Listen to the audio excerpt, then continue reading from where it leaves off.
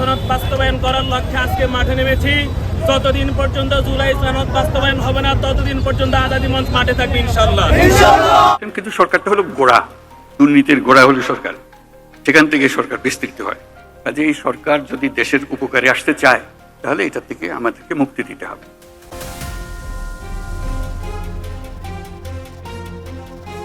তারেক রহমানের কপালে কি তবে শেখ হাসিনার মতোই করুণ পরিণতি অপেক্ষা করছে?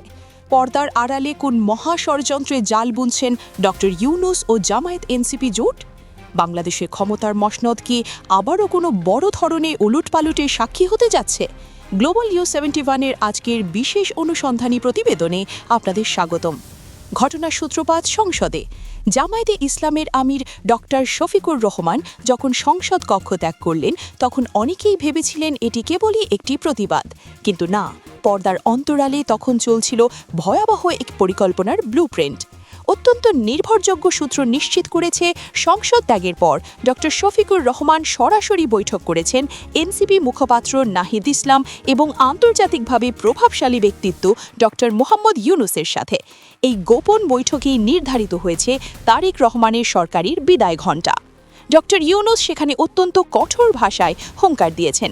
তিনি জানিয়েছেন তার ব্যক্তিগত ও আন্তর্জাতিক ইমেজ ব্যবহার করে তারেক রহমানকে তিনি ইউরোপীয় দেশগুলোর এমন এক ভয়াবহ চাপের মুখে ফেলবেন যা সামলানোর ক্ষমতা বিএনপির নেই।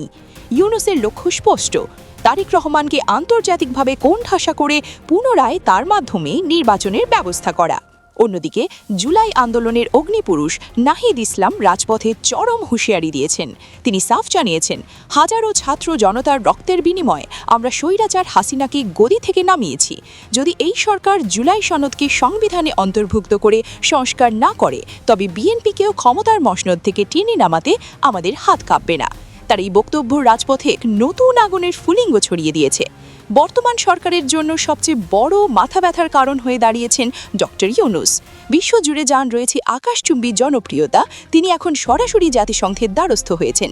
সেখানে তিনি বর্তমান সরকারকে দুর্নীতির মাস্টারমাইন্ড হিসেবে আখ্যা দিয়েছেন এবং দাবি করেছেন যে এই সরকার জনগণের সাথে এবং জুলাই আন্দোলনের শহীদদের সাথে চরম প্রতারণা করে ক্ষমতায় এসেছে।